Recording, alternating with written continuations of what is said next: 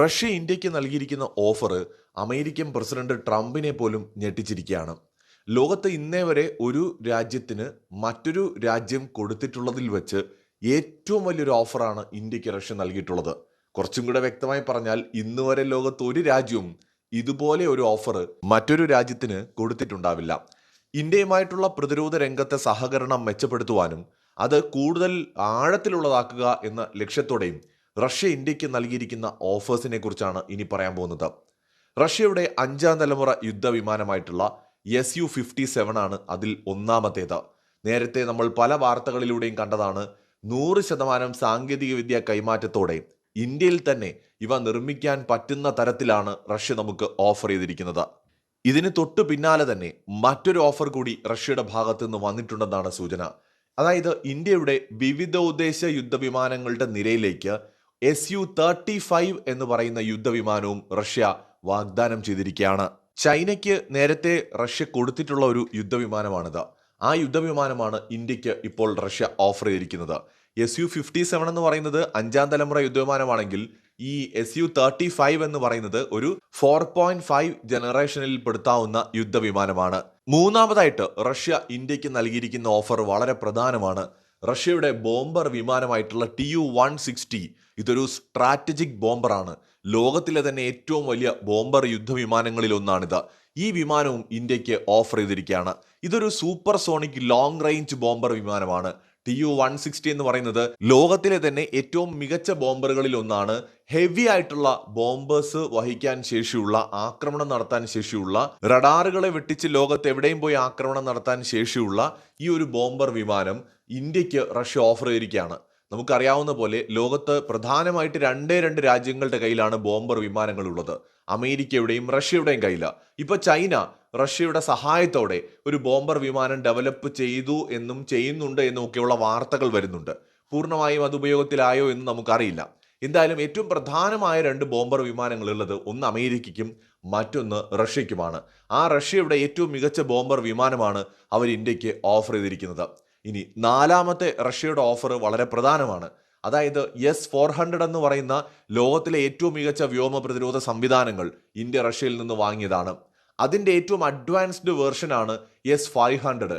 ഈ S-400 തന്ന സമയത്ത് തന്നെ ചില റഷ്യൻ ഒഫീഷ്യൽസ് ഒളിഞ്ഞും തെളിഞ്ഞും പറഞ്ഞൊരു കാര്യം, S-500 ഡെവലപ്പ് ചെയ്തതിന് ശേഷം ഏതെങ്കിലും ഒരു രാജ്യത്തിന് നൽകാൻ ഉദ്ദേശിക്കുന്നുവെങ്കിൽ ആദ്യം ഇന്ത്യക്ക് നൽകാൻ തയ്യാറാണ് എന്നതായിരുന്നു. അന്ന് ഇന്ത്യക്ക് ആ ഓഫർ സ്വീകരിക്കാൻ കഴിയുമായിരുന്നോ എന്ന് നമുക്കറിയില്ല. എന്തായാലും ഇപ്പോഴും S-500 എന്ന് പറയുന്ന മോസ്റ്റ് അഡ്വാൻസ്ഡ് ആയിട്ടുള്ള എയർ ഡിഫൻസ് സിസ്റ്റം ഇന്ത്യക്ക് നൽകാൻ റഷ്യ സന്നദ്ധത അറിയിച്ചിട്ടുണ്ട് എന്നാണ് സൂചന. ഇതിനു പുറമെ മറ്റൊരു ഓഫർ കൂടി ഇന്ത്യക്ക് റഷ്യ നൽകിയിട്ടുണ്ട്. ഇന്ത്യ നിലവിൽ ഉപയോഗിക്കുന്ന കിലോ ക്ലാസ് അഥവാ സിന്ധു ഘോഷ് ക്ലാസ്സിൽ വരുന്ന അന്തർവാഹിനികളെ അറ്റകുറ്റപ്പണി നടത്തി അതിൻ്റെ കാലാവധി നീട്ടി നൽകുകയും ഇവയിൽ ഘടിപ്പിക്കുന്നതിന് വേണ്ടിയിട്ട് ആധുനിക ക്രൂയിസ് മിസൈലായിട്ടുള്ള കാലിബർ നൽകാമെന്നുള്ളതുമാണ് മറ്റൊരു ഓഫർ.